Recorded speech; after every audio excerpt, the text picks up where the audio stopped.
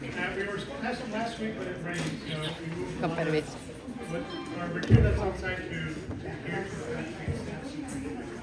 And I think we have a great lecture today that's going to talk a lot about, well, where we're at here at Los Angeles City College. And this, remember, LACC was born because UCLA moved to the west side. We're going to have able to tell that story. But I am Dr. Carlos Guerrero. I'm the social science chair. I'm also a professor of international studies. And I want to thank Adriana for helping me to work with Dr. David Bautista and UCLA. I appreciate that. Zoraida, Veronica, Jessica, Julie, for helping us put all this together. And RSJ for really doing the vision to make sure that we have these applicants here in our academic senate who supports all this work that we do here. And the vendors, we have food inside, outside, so hopefully enjoy it and really enjoy our event today. I think part of what we're doing this is make sure that history is an important part and understand that there's no divide is a key component to why we're here today. I want to introduce Dr. Zoraida Urquiza, who is our assistant professor of Spanish General Studies. She's our latest hire. After 50 years, she's going to make my introductions here, I guess. Hello, everybody. Shout out to my students here who are here for extra credit. I'm excited to see all your faces. All right, Dr. Bautista is currently Distinguished Professor of Medicine and Director of the Center for the Study of Latino Health and Culture at the David Gambit School of Medicine at UCLA.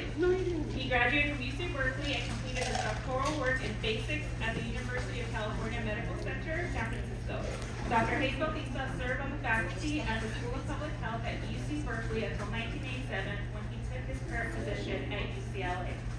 On a very personal note, I had the privilege of writing an article on Latinos in health that was published in a book, and I cited Dr. Bautista quite a bit, so it's really exciting to get to meet him and see the person. For the past 5 years, he has been chosen as one of the 100 top leaders of the Latino community in the U.S. by Latino Leaders magazine. In 2012, he received the Association of American Medical Colleges Herbert Dickens Award for his lifelong concerns about the educational, societal, and healthcare needs of underrepresented groups, and 2016 Oakley Award from the Mexican government. So please welcome Dr. David Bautista.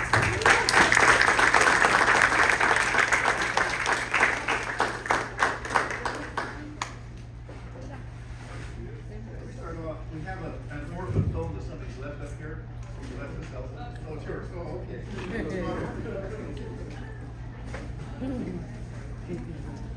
Just the way things are these days, you can't take 2 steps without consulting your phone. So I want to share a little bit about Reginaldo Francisco de Mayo. If you don't know, you can say, well, he was born 150 years ago. He went through a lot of the same things that you all are going through right here today. So let's just bring him home. Now, his mother was a Varela, and they came up in 1774 with the Deaxa expedition. His father was from Jalisco. Cerraje no.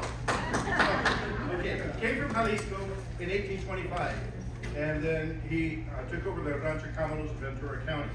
Now, this is important because this is while California was part of Mexico. And the Mexican Constitution, in fact, starting with the Declaration of Independence, which was September 16th, remember, that is Mexican Independence Day, not Cinco de Mayo. Mexico had abolished slavery in 1810, declared racial equality and citizenship in 1810, and declared that married women had rights. 1810, not bad. Okay. Now, so this was part of Mexico, and then suddenly, in 1848, everything changed with what I call the Latino Big Bang in California. 10 days that shook the Spanish-speaking world in California, in Mexico, and all of Latin America. Okay, so Before the Big Bang, over to the left, we were part of Mexico, which means we were Mexican citizens. We were a regional variant of Mexican society, identity, you name it.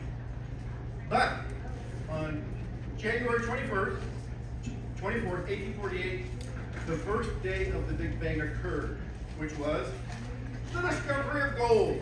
Now we all know about the California gold rush, right? We're talking all about the gold miners who sailed around the Horn, the 49ers who walked across the plains. Did you ever hear of any Spanish-speaking 49ers? Well, but it turns out that's because who writes the history? There were a lot of Spanish-speaking miners. Al oro, as this announcement says. In fact, in my new book coming out this November, I have actually projected how big this population explosion was. There were about 10,000 Latinos in California on January 24th, 1848. Within 20 years, there were between 100 and 250,000 in California. Miners coming from all over Mexico, Central America, South America, the Caribbean, Brazil. So on day one of the Latino Big Bang, to set off this massive 10-year-long wave of immigration of people seeking gold. But then 10 days later came the 10th day of the Latino Big Bang, which was the constitutional earthquake. Because you see, when gold was discovered, this was Mexico. 10 days later, suddenly it's the United States, and the Treaty of Guadalupe Hidalgo took effect. So just as this wave was beginning to leave Mexico and Central America, they thought they were going to Mexico. When they landed in the United States. A little bit different. And there was a big constitutional earthquake because the U.S. Constitution is really different because the U.S. Constitution protected slavery. Mexico had abolished it. The U.S. Constitution limited citizenship to white males, whereas Mexico said all races are equal. So Latinos went, and also the U.S. Constitution said when a woman married, she ceased to exist legally. Back then, a woman had no standing. You've heard about standing in lawsuits these days. Okay, a woman, once she married, had no standing. She could not even sue her husband. He could beat her up, spend all her money. She couldn't do anything under British common law. Well, this is really different for Latinos. So Latinos went to the California Constitution Convention, and they helped to write the Constitución del Estado de California. Well, they also wrote a version in English, but California came in as a bilingual state. And the Constitution very clearly said, all laws, decrees, regulations, and provisions, which from their nature require publication, shall be published in English and Spanish. Guess what? Spanish is not a foreign language in California. That's how we came into the United States of America. I know people try to tell us, told me all my life, so I read this. Okay. On top of that, Latinos argued, we got rid of slavery in 1810, we're not going to allow slavery in California, and the California Constitution continued. That goes to earlier abolition of slavery. Also, citizenship was extended to non-white individuals. Here is a photograph of Governor Pio Pico. You know Pico Boulevard? And them Picos. Okay, he was the last Mexican governor of California. Clearly, he is of African and indigenous origin. Clearly. Here in California, he was a citizen and he voted for the next 44 years. If he had ever gone to Alabama, he was property and he would be sold. Separated from his family could be sold, just like a chair, like a table. That's the difference, having a Mexican constitution. And women continued to have their property rights, as this ad shows in 1856.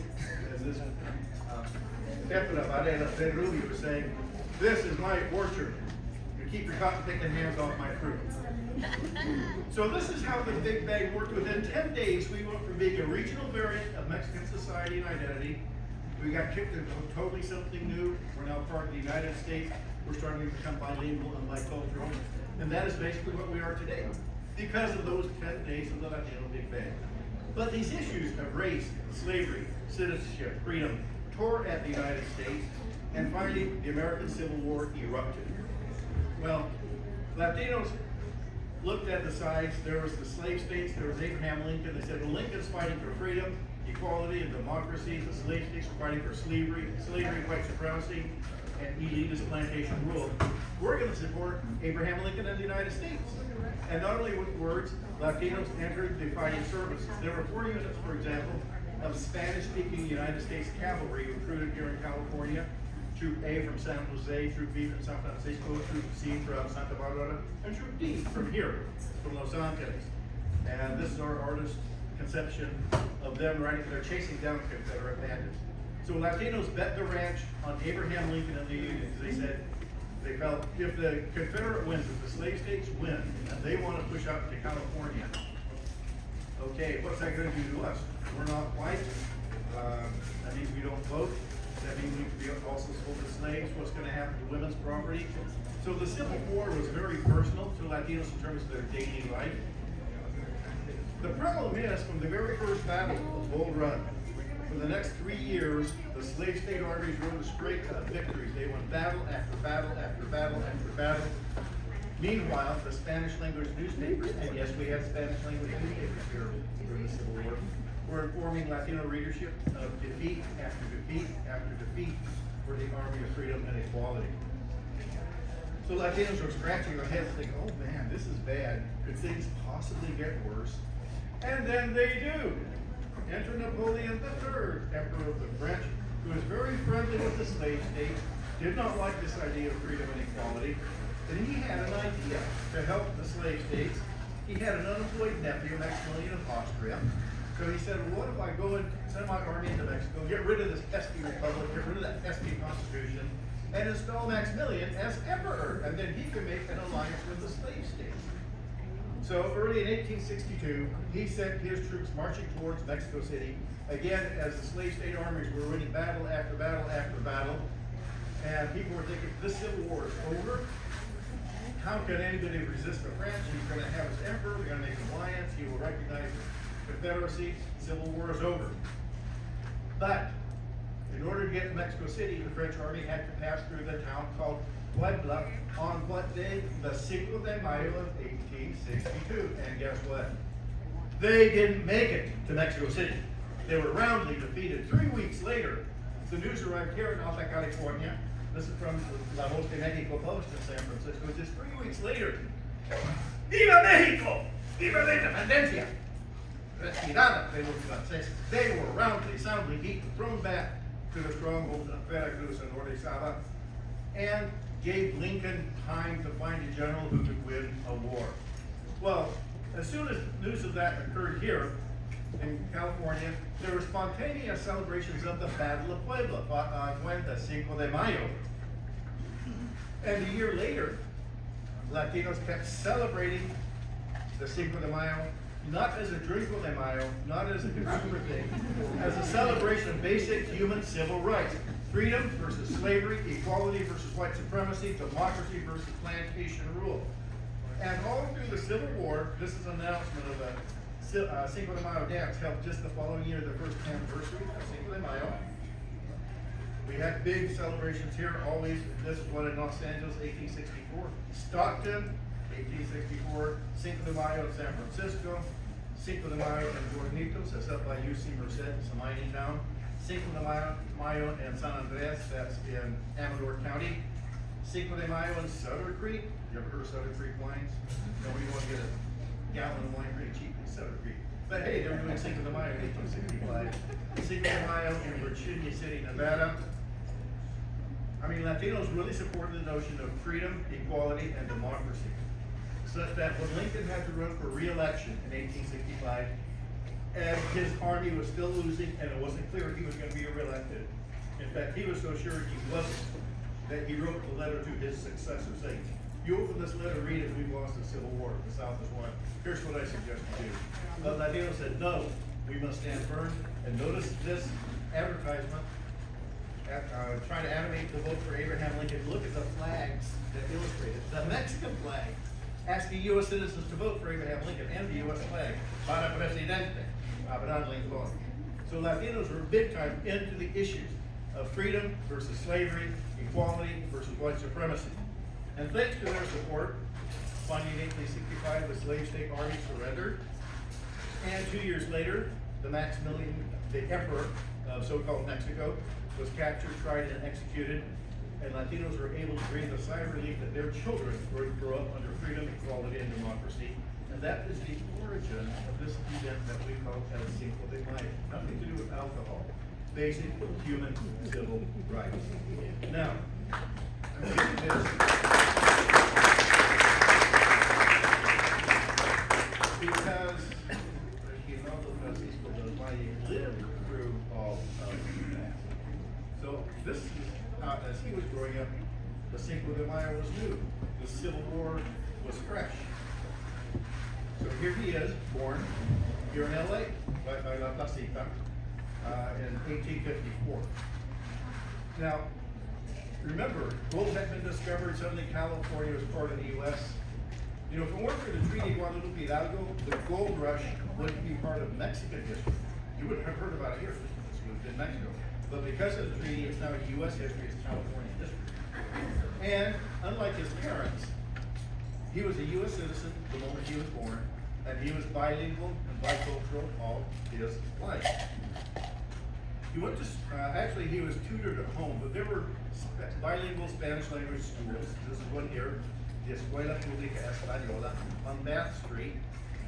And these are some of the students. Can you notice the Latin Yankee families, like Carlitos Patterson, Candelaria Wilhart, Wilhart Avenue, Christina Wilhart, Cleophas Berry. So Latin Yankee families were an old tradition, and we see it. But after he was schooled at home, he went to Colegio de San Vicente, that he grew up, became Loyola Marymount University, that back then was a high school. Then he went to Santa Clara College, where he graduated. Then he studied law, passed the bar, and was admitted to practice law. So all his childhood, adolescence, and young adulthood, he had to deal with issues that we have to deal with today. Issues of race, gender, generation, and transnationalization. So let's look, how did these issues arise after the Big Bang? Remember, while we were part of Mexico, these were not issues. We became part of the U.S., they became issues. Well, we have to remember, if you go to La Plaza Olvera, La Placita, they have this monument to the pobladores, read them, and they give you the racial background of each poblador. And they were not Spanish, okay? They were indigenous, and African, and Asian, and Iberian, and all sorts of combinations of the above. Now, in 1876, Reginaldo was about 21 years old. A person who had lived here, Manuel M. Corella, who was one of the first graduates of UC Berkeley, was in Mexico City. He was a Californian, was in Mexico City, and somebody asked him, by the way, what race are you? And he said, for the first time in my life, I was asked, to what race did I belong? This is 1876. He goes on to write, I realized from my hair that the cradle of at least a half dozen of my ancestors had been wrought on the west coast of Africa. I found out from my face bones, narrow forehead, and snub nose that my ancestors had been none other than the same as Cochise, the formidable chief of the Apaches of Arizona and Sonora. And to finish, my skin color advised me not to travel to Puerto Rico until slavery had been emancipated. I mean, he was dealing with this stuff. Okay. And the thing is, he illustrates the racial mixture of mestizaje, that when we look at the DNA, some colleagues might have done, it's called the 1,000 Genomes Project. They did a sample of Colombians and Medellin, Mexican Americans, and Puerto Rico. Each column is one individual. The way you read it is that the red portion of the column indicates European ancestry. The blue column indicates West Africa admixture, and the yellow portion is Native American. So you notice in Puerto Rico, everybody has some European, everybody has some African, everybody has some indigenous. In Colombia, everybody has some European, almost everybody has some African, almost everybody has some indigenous. And in LA, guess what? Everybody has some European, everybody has some African, everybody has some indigenous. We are truly mestizos. That's why these issues of race got really close, really close. Generation. This issue of immigrant second, third, fourth, fifth generation were already issues back then. Up in San Luis Obispo in 1871, for the 16th of September, one of the speakers was a teenage girl named Eloisa Herrera. And she introduced herself to the crowd as born in California, but from parents who are completely Mexican. How many here have at least one or more parent that's from Mexico, Central America, or South America? Guess what? She's your head there 150 years ago. Okay. Issues of gender were alive, and she touched on them in her speech. Even though it is my disgrace to be a woman and to be of the weaker sex, the sex you selfish men have tried to keep clearly limited.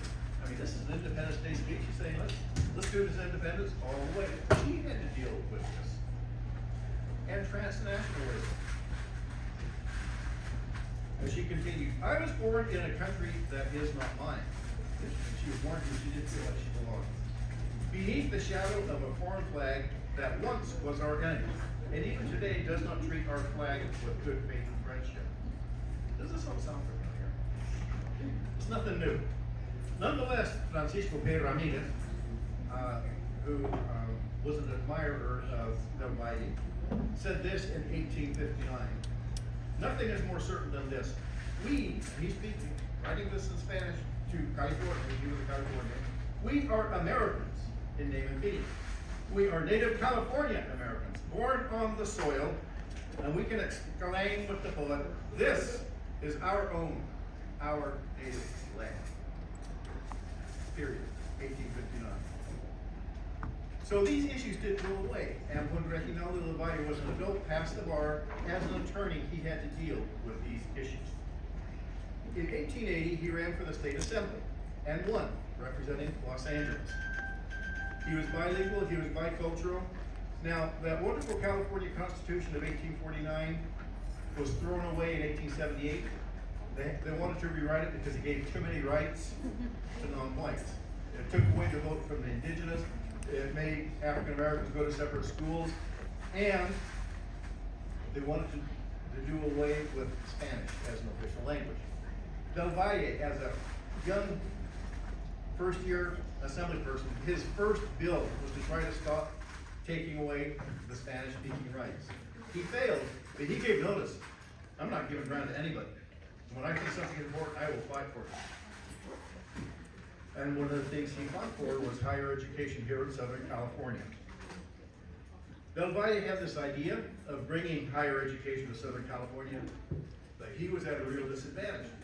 Because, you know, in the assembly, the assembly people are picked according to population. Well, in 1880, over 90% of California's population lived in the north.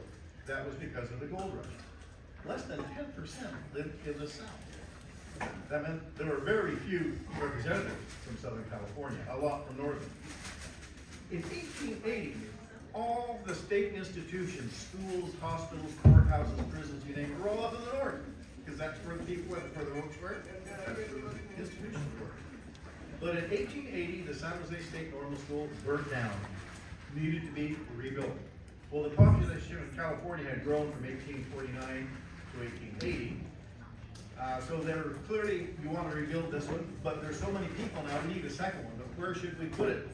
Oh, and Shasta County and Redding, Nevada City, Nevada County, and Santa Rosa, and Marysville, and San Andreas, and San Jose, and Fresno City. We want it in our city. But Del Valle from Los Angeles said, I think we should build it in Los Angeles. Was the next act against him? Oh yeah. The odds were long, but Del Valle was a parliamentarian.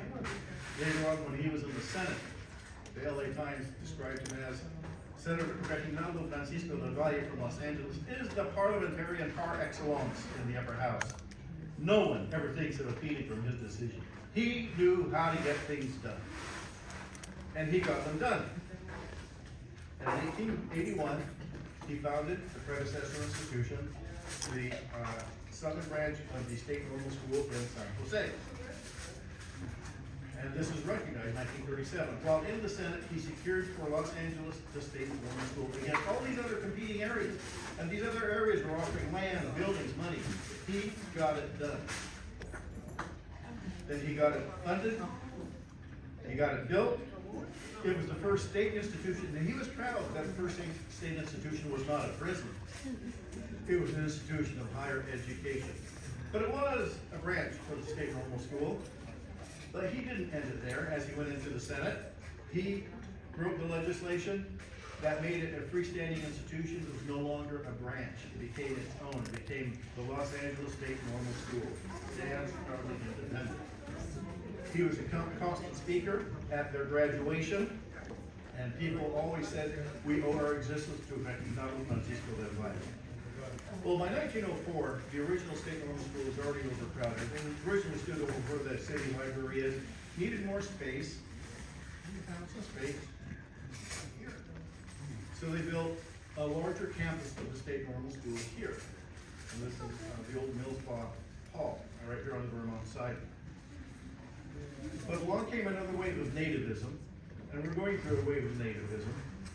In the 1890s, called the American Protective Association, trying to protect America from what? From immigrants, from Catholics, from non-whites.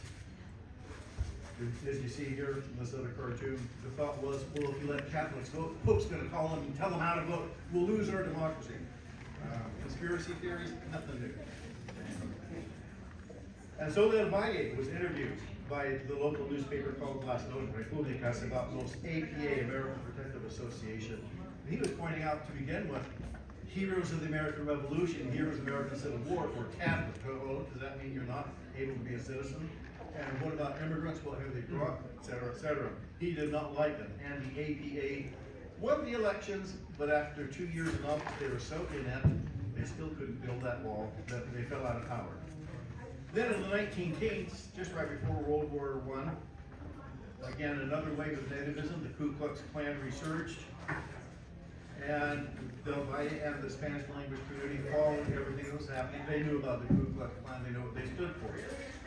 So it seemed this very messy, tumultuous time that the regents of the University of California thought they needed to have a presence here in Southern California. Now, here is how Berkeley came into being. And I was an undergraduate at Berkeley in 1968 when they had their centennial. There had been a private college in Oakland called the College of California, built by the Methodists. And they had a land in Berkeley. And on their faculty, they had this one lackluster person called Henry Durant. He was just a faculty member, he was not a leader. And in fact, he was described as not exactly the man to be the head of the old College of California. Well, the regents absorbed the assets, the buildings, the grounds, the students, the alumni, the courses, and the faculty. They inherited Henry Durant. They set up shop. Nobody wanted to come out and be the president of this brand new University of California. And they basically pointed to Durant and said, you're going to have to sign these papers. So he did for 2 years, didn't do anything other than sign papers until he finally found the first president. Nonetheless, in 1968, it was who founded UC Berkeley? Why, Henry Durant. And almost every campus of the UC system has a Durant Hall. He, quite frankly, he didn't do anything compared to Del Valle. He had to push, kick, scream, shove, fight to get it built every step of the way. So in 1919, the regents wanted to create a presence, so they looked at a number of institutions. And as this historian, or actually this was the part of the legislation that transferred the assets from the state normal school to the regents. And by the way, Del Valle was still alive. He had to agree to this, to have his legislation undone.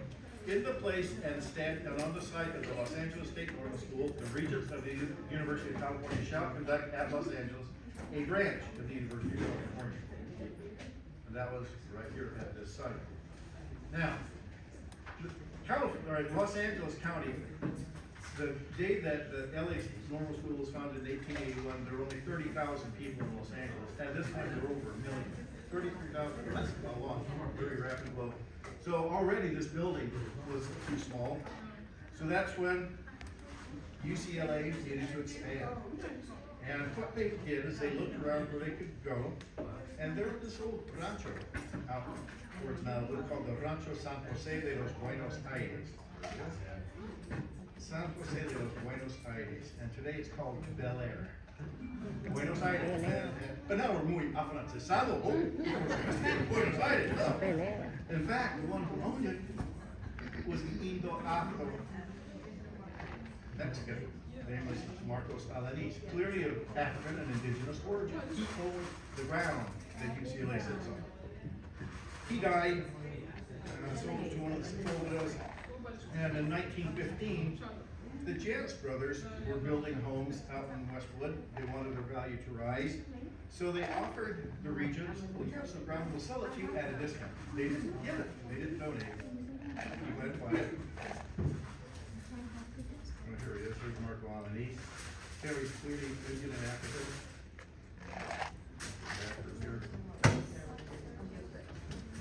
But what they did, what the Janus brothers did when they bought that ground, you probably heard of restrictive covenants. It used to be the law here. And this restrictive covenant, and this is on the ground that UCLA stands on, says that no part of said real property shall ever be leased, rented, sold, or conveyed to any person who is not of the white or Caucasian race. Period. Restrictive covenant. That's why those houses are so valuable. A lot of folks couldn't buy them by law. If you live in a house built before 1970, go into your deed and everything else, and there'll be a restrictive covenant in there. You didn't have to buy it by accident. You couldn't buy in other places. Inglewood, I remember when I was a kid, it was a sundown town. Luckily, they were made illegal, and now you got a little bit of diversity in Inglewood. But when I was a kid, none of that. So they were developing it as a commercial area, sold the land to the Regents that became UCLA, and they had these steps built. They wanted us to honor their contribution. Now, UCLA, a little bit different from Berkeley. To begin with, Berkeley has a founder's rock. I mean, it's a real actual rock up in the hills. We're in Westwood, it's a alluvial plain, got no rocks, a lot of mud, no rocks. But they found this big rock out in San Bernardino County, Paris. So they bought the rock, put it on a truck, plopped it down in the middle of Westwood. This is the Founder's Rock. That's Grant's right. I know where that rock came from. So they finally built Westwood, and they were going to have the dedication. Del Valle was still around. Del Valle was still a player. In fact, he was president of the Public Services Commission. Everyone says William Mulholland brought water to LA. He didn't. He just dug the ditch. Del Valle brought the water. He said, we're going to take from here to there and negotiate all the deals. Del Valle brought the water, not Mulholland. And when the ranchers were outraged at what happened, we were blowing up the pipelines, LA had no water. The only person that could broker a deal to make the water flow again was Francisco Del Valle. He was also president of the Metropolitan Water District. He was a player. In 1938, remembering him, he died in 1938. To him, as much as to anyone, Los Angeles owes the mighty aqueduct that has built to tap the water sources of the Sierra. You know, when you go up 5 by Magic Mountain, you see a spillway. Thank Del Valle. It's aerating water after it's been transported. But when UCLA went to dedicate itself in 1930,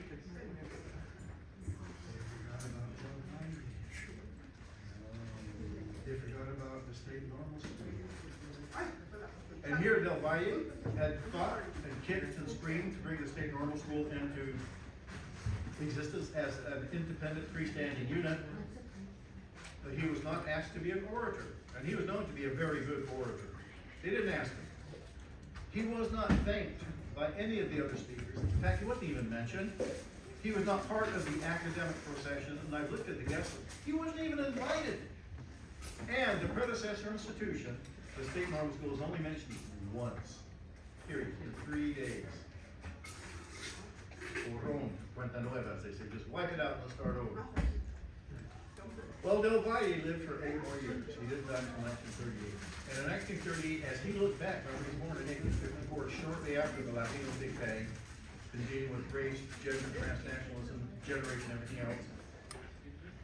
He said, socially, California is a continuation of Mexican colonial culture. Because people would come up to him and say, oh, Mr. Del Valle, you're one of those little Spanish families, aren't you? He said, nope, we're Mexicans. He was very proud of that. Not Spanish, but Mexican. Well, UCLA was going to have its centennial in 2019. We had written this original paper on Del Valle 10 years earlier, and we were suggesting maybe we might want to thank him at this one, and sure enough, people forgot him. So with Adriana, some other members of my staff, we went to Murphy Hall, we said, you know, let's look at the data, and if you are going to honor him, we will, and you might not like that. So let's work together. Even Ernest Carroll Moore, and the hall was named after him, and he was here during the state normal school years, said, in short, without the offer of the normal school, there would have been no state university here in Los Angeles. You probably would have had UC Pasadena. Right? UCLA! UC Pasadena, Rose Bowl, I don't know. But because it was here, it's UCLA. So in 2019, for the centennial, we made sure that in this big light show, Del Valle was there. But we didn't stop there. In fact, during the centennial, we had a procession. We left at the Bruin Plaza there. We went past all the buildings that Del Valle was familiar with mariachis and with dancers. We went to the fake founders rock, and we honored the true founder of UCLA, Reginaldo Francisco Del Valle. And just one last thing to remember about Del Valle is a request he always made. He was a trial attorney. He was a known orator. So he got around the public. And if you ever heard someone from the East Coast mangling the name, which people do, you hear them say Los Angeles. They say all kinds of weird things. Oh, you ought to hear how they say Rodeo. Oh, rodeo, rodeo, but it's spelled rodeo. No, that was also spelled rodeo. Okay. But he would stop business. He would stop a trial. He would stop a speech. And he would say, no, it's not Los Angeles. Just say Los Angeles. Everybody ought to do that. Just say Los Angeles. I'm going to end with a short video. I'll bring everything together, and then we can continue enjoying the afternoon. So all I have to do is get it together. This works. Can you do that okay? Louder? Cinco de Mayo is the most popular Latino celebration in the United States. Every year, millions of people celebrate it in venues ranging from small grammar school dances to large commercial fiestas. Yet, in Mexico, the Cinco de Mayo is not widely celebrated as it is in the U.S. So the question is, why is the Cinco de Mayo so widely celebrated in the U.S. when it is not in Mexico?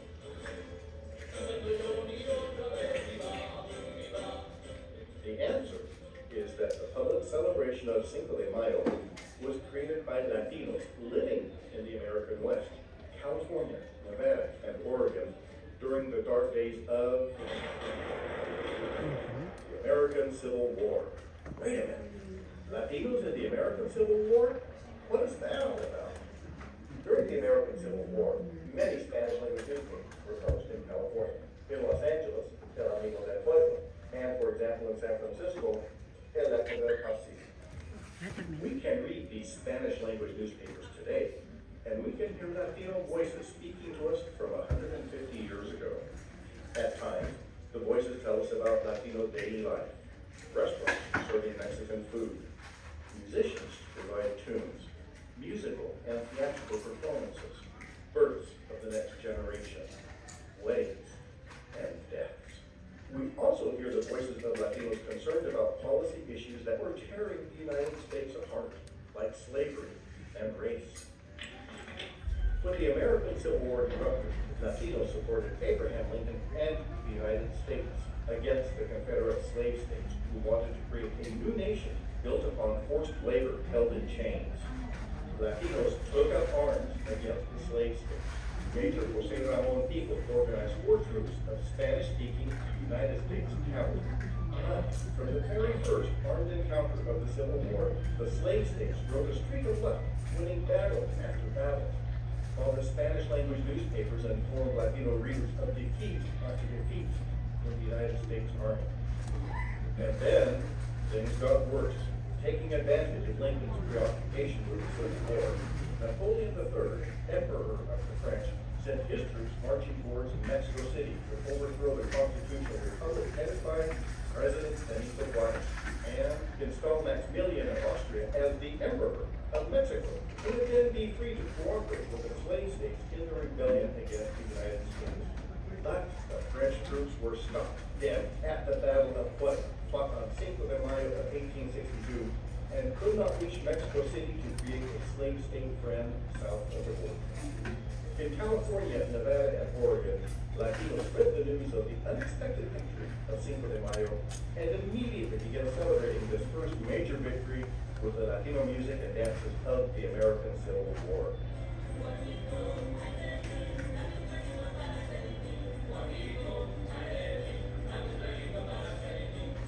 And you will notice they did not use mariachi music for the simple reason that mariachi had not yet been invented. And they did not have dancing alegrías, as those were to be essential for the 20th century Mexican Revolution. Every Cinco de Mayo during the Civil War, Latinos in the American West would gather in great crowds to hear speeches.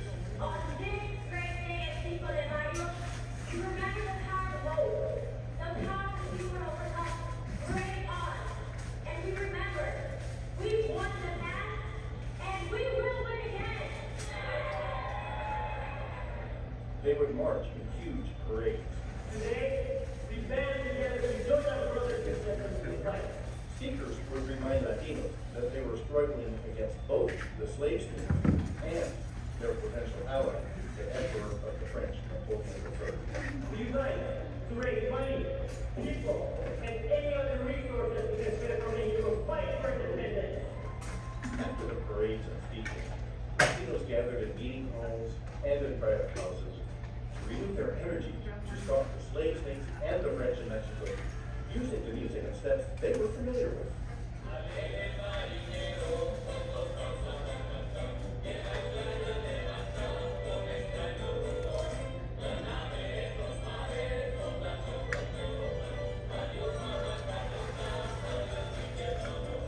We at UCLA invite you to learn more about the American Civil War origins of the Cinco de Mayo in California, Nevada, and Oregon. We invite you to read about the Declaration of Independence in Spanish, Lincoln's Emancipation Proclamation freeing the slaves in the rebelling states, the shocking assassination of Abraham Lincoln, and the final surrender of the slave states without their slaves.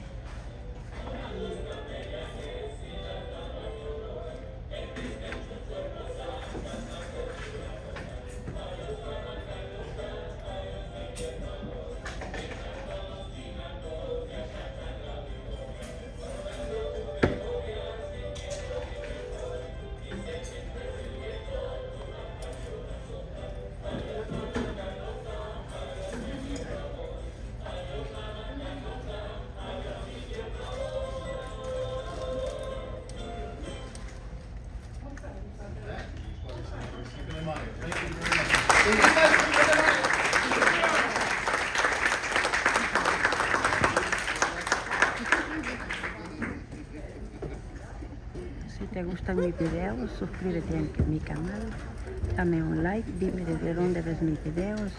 Feliz día, gracias, suscríbete a mi canal.